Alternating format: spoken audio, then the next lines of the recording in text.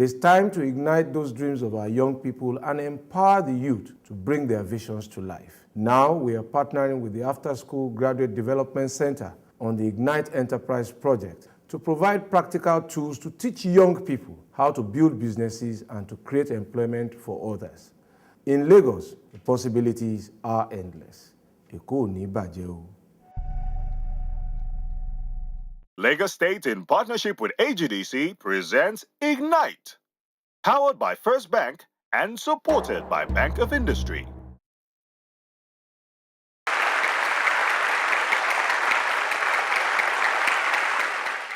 Hiring, that's always good news. Firing, always bad news. Managing people, a major challenge. But that's the topic of this episode. We'll be discussing people, hiring them, managing them, firing them. You might be a one-person business today, but one day, as you grow, you will eventually need to hire staff because no human being can do it all by himself or herself. A strong business needs a strong team, and it's up to you to select the right team players so you can provide the leadership to motivate the team and the courage to cut the players that you think are dragging the team down. My name is Ibukun Awoshika, and I welcome you to Ignite. From the great city of Lagos, it's another inspiring episode of Ignite. Practical business advice taking you from dreams to reality.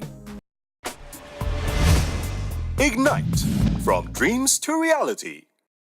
Today, joining me in the studio is a professional who has gathered vast experience in human capacity development and public management, working in Europe and Africa. She was the pioneer chief operating officer of Leap Africa, and also head of learning and research at VLA, a leading HR firm. Currently, she's the lead consultant for Oye Dynamics and Associate Consultants, and they're consultants to the Nigerian Governors Forum. Please welcome to Ignite, Oche Bangboe.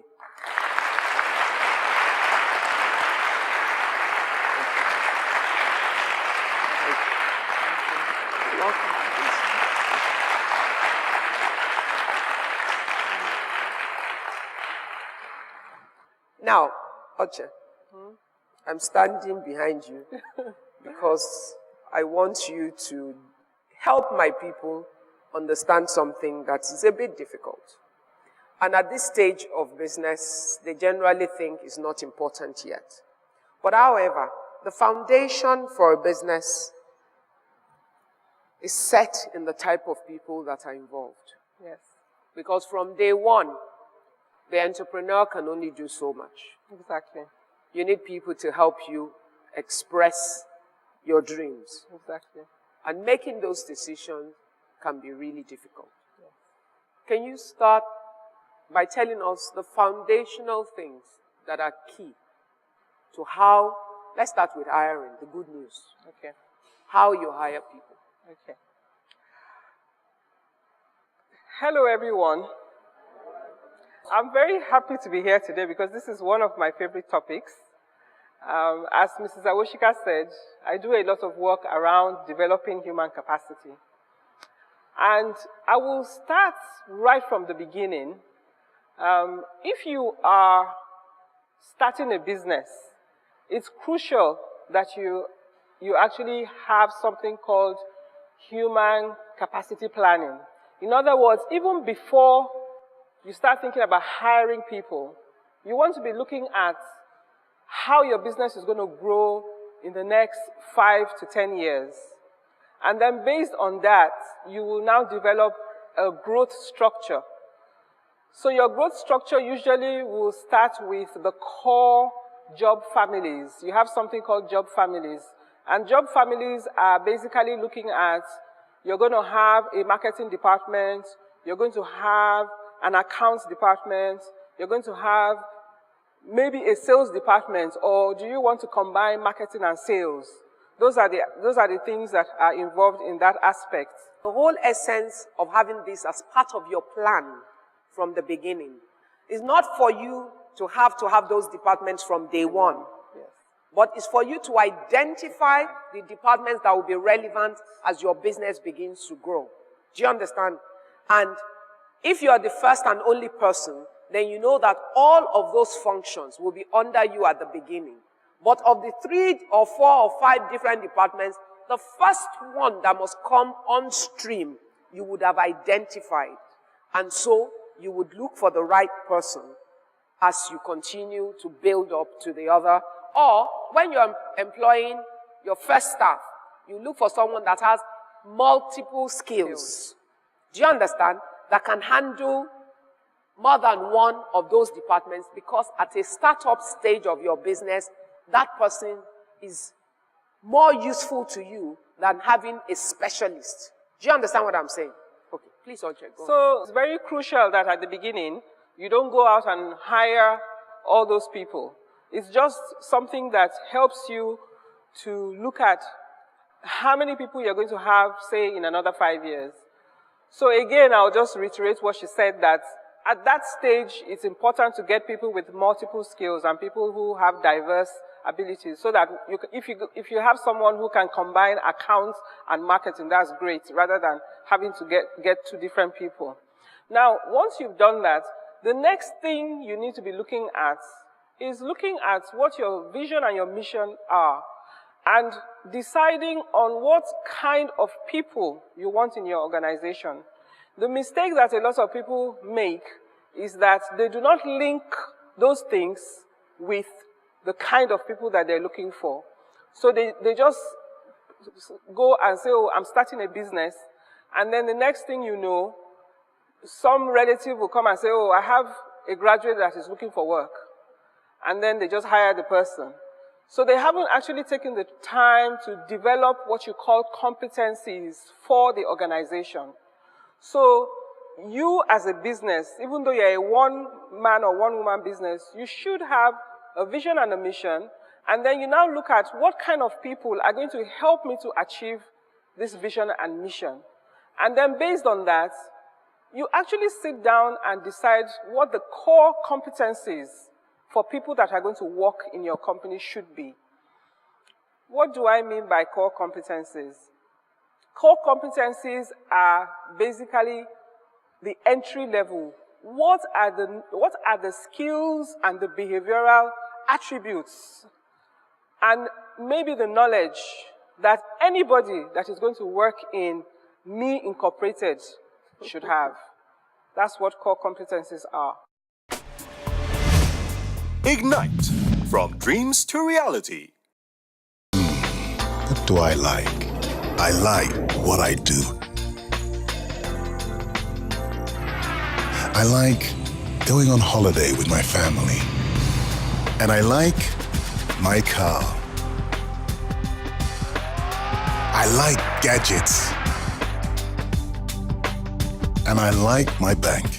If your bank were us, you would like us too. Since 1894, we have built a strong and stable financial institution based on insightful local know-how, global reach, and a commitment to deliver to you world-class innovative solutions. First Bank, truly the first. Ignite, from dreams to reality. If you're hiring the best hands. And if for any reason at all you bring in somebody who you feel should do a particular job and is not doing it one way or the other, there is no difficulty in relieving the person of his or her job. That should be the firing aspect. There are sometimes when people can't just cope with your goal and your vision for your organization, and you have to let them go. For you to employ someone, you have to know that the person is competent enough to take on that position. If the principle of hiring and firing is very, very strong, everybody will take their job serious, like very, very serious. You know, if you are not up to the task, then you get fired. Ignite, from dreams to reality. And then the next thing that you think about is the functional competencies. Now, functional competencies are particular to a role. So, for example, if somebody is going to be a chief financial officer, for example, there will be some functional competencies that somebody who is in sales may not necessarily have. So the difference between the two is that the core is a general one everybody should have. Then the functional is the one that is specific to the role. So if you're looking at core competencies, you're looking at something like accountability. A person who is accountable for what they do. That's what you would call a core competency, and it is also a behavioral core competency, not a skill core competency. Integrity, those character. are behavioral core competencies. Then a skill core competency is something like communication. Now, when you're looking at communication, you can break it down to different levels of communication. The ability to speak, the ability to write in such a way that you can persuade people, the ability to present facts in a clear manner. You can also break it down to presentation skills, public speaking. So depending on what the person is going to be doing for the organization, you can actually define what kind of communication skills you're looking for. But usually communication is a core competency. Then you can have things like commercial awareness or an entrepreneurial mindset. That again is a core competency. The difference between commercial awareness and entrepreneurial mindset isn't much. It's more or less the same thing. But like I said, you would actually define what you're looking for your people. It's important that as a startup and as someone who is trying to build an institution, that you define your competencies by yourself. You could get guides from other businesses, maybe a company that you like and you see the way the company has grown. You can look at what they have used as their own competency and do that. Now, a functional competency can be something like accounting, a strong knowledge of accounting. That is a functional competency. Or you can say a strong knowledge of human resource management or experience in human resource management. That, again, is a functional competency. So somebody who is going to be the human resources manager, you would expect that that person would know HR. Whereas if you have somebody who is going to be in accounting, they may not necessarily have experience in HR, but they just need to have the basics. So that's the difference between the two. Then the other thing I'd like to mention about competencies is that competencies, even though they define a person that you're hiring, competencies should actually be something that you believe contributes to success in a particular role. So if you are looking at what a competency for your organization is, you should be able to identify it and you should be able to describe it. So if you say, for example, oh, I want somebody with good communication skills. Good is a very subjective term. So when you go to hire someone, if you haven't already defined what you mean by good communication skills, you would have some difficulty actually hiring a person. So you must either, having observed what contributes to success in a marketing position, come to a conclusion that this is what type of communication I need for somebody who is going to work in my organization, so that you know what you're looking for. So a lot of times, people actually go to hire, but they don't know what they're looking for. They cannot express it, they cannot define it. So if, for example, you went to a HR practitioner and you wanted them to source or headhunt for a communications manager for you, and you just say, oh, somebody that is very good, or very good communications person, they will have a lot of difficulty finding a suitable person for you. So it's always important that before you actually go out there, you've actually defined what competencies are. Now, going back to, she's the professional. Me, I'm a business person. So any information we get here is about how it works in real life in our businesses. Now, what is important for you is that you know exactly what you're looking for. You must determine why you want one more person to work for you, or your first employee. What role you expect that person to play. And in identifying what role you want that person to play, You then go back to all the things that she has said and map out the skills. Now, the most difficult part of it, especially in this environment, is our emotional part. Because we take so many decisions based on emotions. My cousin has been out of work for 5 years. Sad situation. However, you're about to start a business. And your goal for the business is for that business to succeed. Now, my cousin is good at certain things. But if my cousin is not good at what I need for that particular role, my cousin is not the right fit. Sadly, if I find the right person from somewhere else, I'm going to offer a job to my cousin, to somebody else, even though my own cousin is still out of work. The way to help your cousin is to help your cousin find the right work.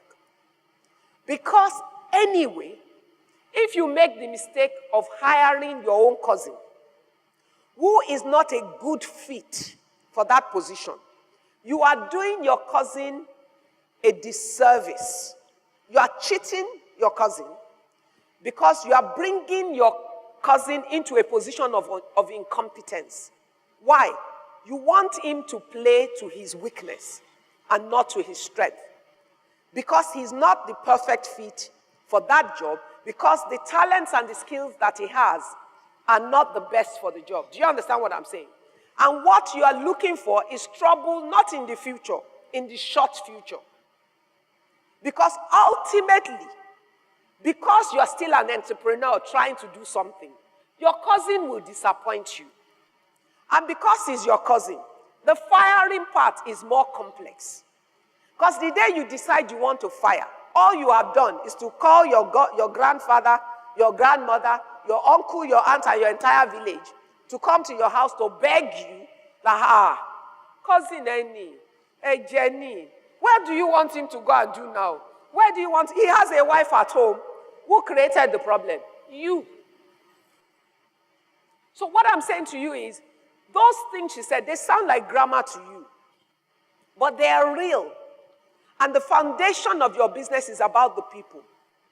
Even if you now decide to be a little more accommodating of your cousin, and you've hired the second and the third person, by the time you have them in, and because they're not your cousin, psychologically, when they are not doing what is right, you will react. You will be firmer and harder with them. You're more cautious with your cousin. You've already introduced trouble into your business. Because now you have double standard. 2, you're going to be discouraging those other ones because you are judging them differently. And they will take their cue from your cousin. And your cousin will become a bad influence that will infect your environment. Look, all of these things I'm telling you, I have suffered it all. So no, I'm not telling you story. I'm telling you real life situations. So when your cousins need work, even when they fit sometimes, help them to find work. Good job. You find the right people that can help you to protect your business, to serve the purpose of your business, and that you will still have a measure of control and ability to manage your company as you want to. But it starts from you having an HR plan, knowing exactly why you set up the business, knowing the kind of people that you need, and making the sacrifice to find them. Now, the other thing we do in betraying some of the values she's taught us is we employ the cheapest people, the most available and the cheapest. Sometimes we say it's because we don't have a lot of money yet. But instead of 5 cheap people, find 2 good people. They will do more than the job of 5 cheap people. That's true. And you will get value. And if you can't afford 2 yet, employ 1 that is the right person that can deliver value and pay the person a fair wage. And start from there. Those things she talked about are key. It's better you have a 2-man team that is sound than wanting to be an employer of 5 people, but all you have are wishy-washy people around you. Those skills, those competencies will help to build faster and build a sound company. Or once you've introduced the wrong things, is so much more difficult to correct. And that's why you are starting with the right information, or you're at the early stage of your business that you can implement the right information so that the foundation will help you to build faster. Ignite, from dreams to reality.